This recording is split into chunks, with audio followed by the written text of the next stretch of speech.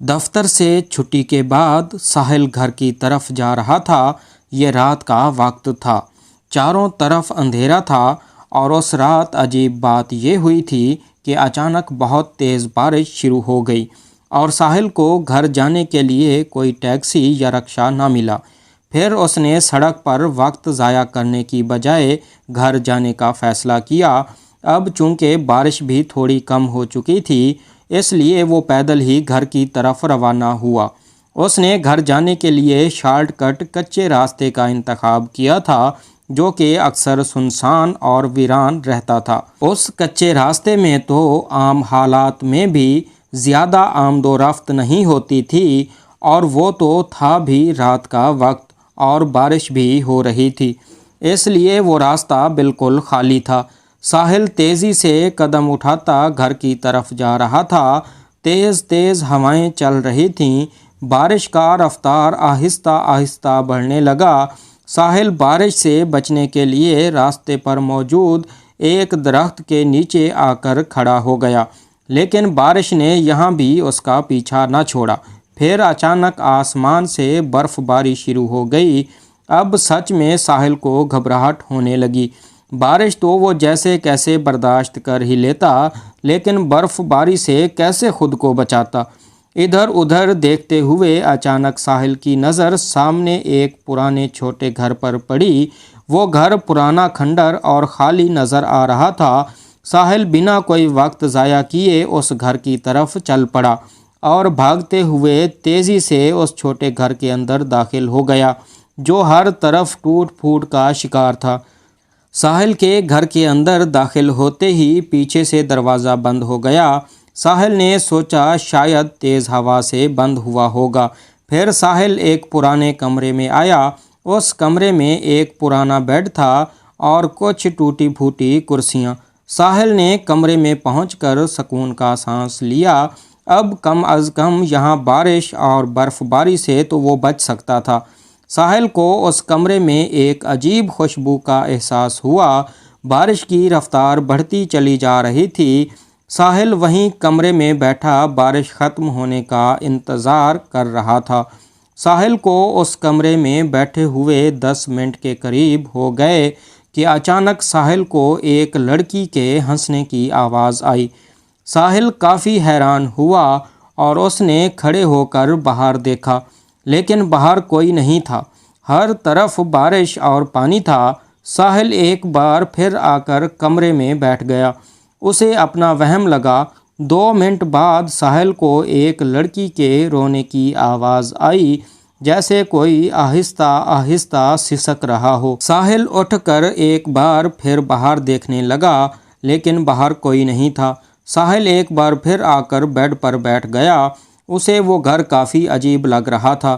اس نے سوچا جیسے ہی برف باری ختم ہوگی وہ فوراً یہاں سے نکل جائے گا۔ پتہ نہیں وہ آوازیں کس کی تھیں۔ پھر اچانک آسمانی بجلی چمکی، باہر گھر کے آنگن میں روشنی ہوئی، اور اس روشنی میں ساحل نے دیکھا گھر کے بالکل آنگن میں ایک درخت کے نیچے بہت بڑی قبر تھی، جو کہ بہت پرانی معلوم ہو رہی تھی۔ ساحل نے حیران ہو کر اس قبر کو دیکھا۔ وہ قبر گھر کے آنگن میں کیوں تھی، اور وہ کس کی قبر ہو سکتی تھی؟ ایک بے اختیار سی کیفیت میں ساحل کھڑا ہوا اور گھر کے آنگن میں موجود اس قبر کی طرف جانے لگا۔ قبر کے پاس پہنچ کر ساحل اس قبر کو غور سے دیکھنے لگا۔ اس قبر پر ایک تختی لگی تھی۔ وہ کسی لڑکی کی قبر تھی جس کا نام نشودرا تھا، اور وہ کوئی 100 سال پہلے مر گئی تھی۔ لیکن اتنی پرانی قبر اس گھر کے بالکل آنگن میں کیسے؟ اس قبر کے بالکل پاس ایک چراغ رکھا ہوا تھا اور ماچس بھی۔ ساحل نے سوچا کمرے میں اندھیرے پہ بیٹھنے سے بہتر ہے یہی چراغ کمرے میں لے جا کر روشنی کرے۔ یہی سوچ کر ساحل نے وہ چراغ قبر کے پاس سے اٹھایا اور اندر کمرے میں لے آیا۔ ساحل وہ چراغ جلانے ہی والا تھا کہ اچانک ساحل کو ایک لڑکی کی آواز سنائی دی۔ تم آ گئے، میں 20 سال سے تمہارا انتظار کر رہی تھی۔ ساحل نے گھبرا کر آواز کی طرف دیکھا، لیکن کمرے میں کوئی نہیں تھا۔ اب साहिल को घबराहट होने लगी। उसने माथे से पसीना साफ किया और डरते हुए इधर उधर देखने लगा। बारिश रुक चुकी थी। साहिल ने सोचा, अब घर वापस चलता हूँ। यही सोचकर वो कमरे से बाहर निकला। अचानक साहिल को किसी लड़की के रोने की आवाज़ आई। साहिल ने सामने देखा तो जैसे पत्थर हो गया। सामने कब्र के पास एक खूबसूरत दुल्हन हाथों में मोमबत्ती लिए बैठी थी। साहिल हैरान होकर रुक गया। वो दुल्हन इस कब्र के पास कब आई थी, या फिर वो पहले ही कब्र के पास मौजूद थी? लेकिन अगर वो पहले कब्र के पास मौजूद थी तो उसने उसे देखा क्यों नहीं था? वो दुल्हन मुस्कुराते हुए साहिल को देख रही थी। फिर साहिल से बोली, मुझे यकीन था तुम एक दिन वापस आओगे। साहिल ने घबराते हुए पूछा, को कौन हो तुम और यहाँ क्या कर रही हो? साहिल की बात सुनकर उस लड़की ने ज़ोरदार कहकहा लगाया और बोली, मेरे घर में खड़े होकर मुझसे पूछते हो कि कौन हूँ मैं?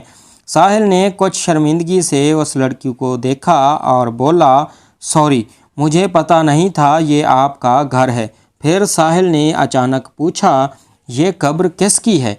उस दुल्हन ने ज़ोरदार कहकहा लगाया और बोली, मैं नशोदरा हूँ, ये कब्र मेरी थी। मैं 100 साल पहले मर गई थी। फिर एक चुड़ैल ने कहा, 100 साल बाद एक आदमी आएगा और वो इस कब्र के चिराग को जलाएगा और तुम उससे शादी कर लेना, फिर तुम दोबारा ज़िंदा हो जाओगी। साहिल ने खौफनाक अंदाज में उस लड़की को देखा और घबराते हुए बोला, मुझे अब चलना चाहिए। ये कहकर साहिल बाहर की तरफ बढ़ा। जब उस लड़की ने कहा, 100 साल बाद इस घर में कोई आया है, अब तुम यहाँ से कभी बाहर नहीं निकल सकते। आहिस्ता आहिस्ता इस खूबसूरत दुल्हन की शक्ल तब्दील होने लगी। उसके बड़े बड़े दांत निकल आए। साहिल भागते हुए घर का दरवाज़ा खोलने लगा, लेकिन घर का दरवाज़ा खुल ही नहीं रहा था।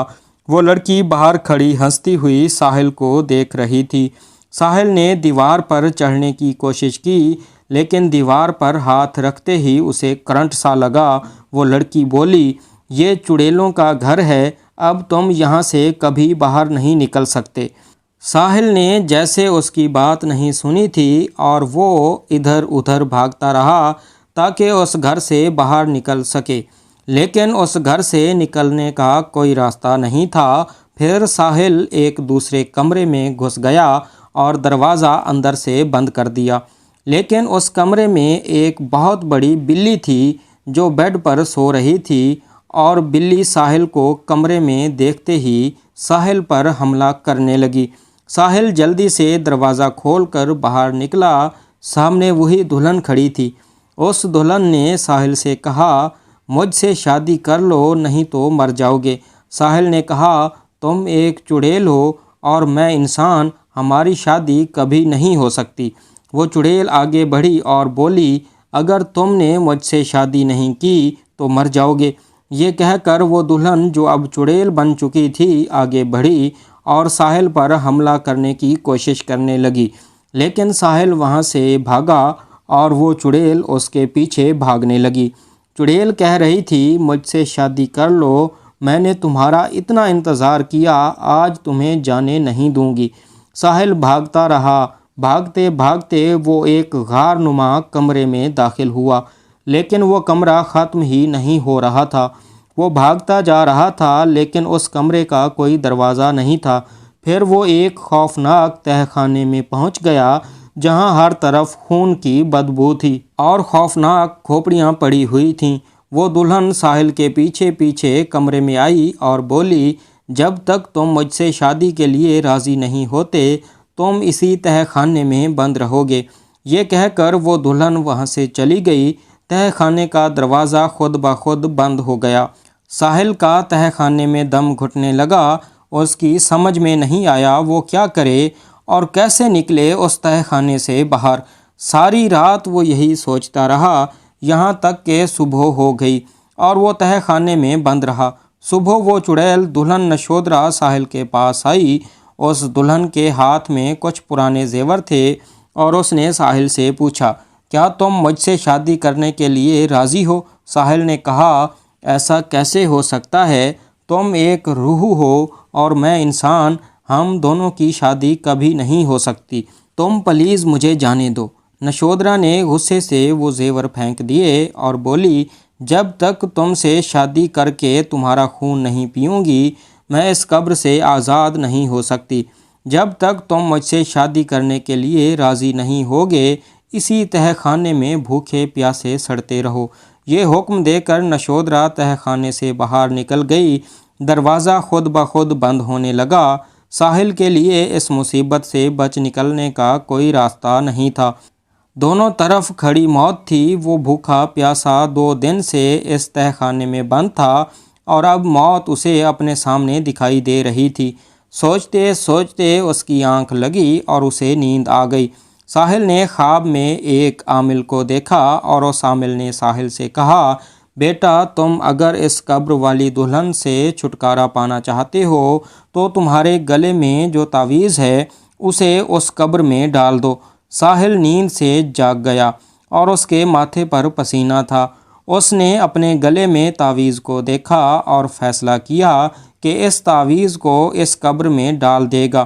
رات کو جب نشودرا دلہن اس کے پاس آئی اور اس نے ساحل سے اس کا فیصلہ پوچھا تو ساحل نے کہا، میں تم سے شادی کرنے کے لیے تیار ہوں، لیکن میری ایک شرط ہے، شادی ہم اس قبر کے پاس کریں گے۔ نشودرا خوشی خوشی راضی ہوئی اور ساحل کو باہر لے گئی۔ پھر نشودرا تیار ہوئی، اس نے زیور پہنے اور اس قبر کے پاس آ کر بیٹھ گئی۔ ساحل نے چپکے سے وہ تعویذ گلے سے اتار کر قبر میں دفن کر دیا۔ تعویذ دفن کرنے کے 1 منٹ بعد ہی ہر طرف دھماکے ہونے لگے، ہر طرف دھواں اٹھنے لگا۔ ساحل نے جب اپنے چاروں طرف دیکھا تو حیران رہ گیا۔ وہ کسی قبر کے پاس نہیں، ایک درخت کے نیچے کھڑا تھا اور وہ خالی گھر بھی غائب ہو چکا تھا۔ ساحل نے خدا کا شکر ادا کیا اور گھر کی طرف روانہ ہو گیا۔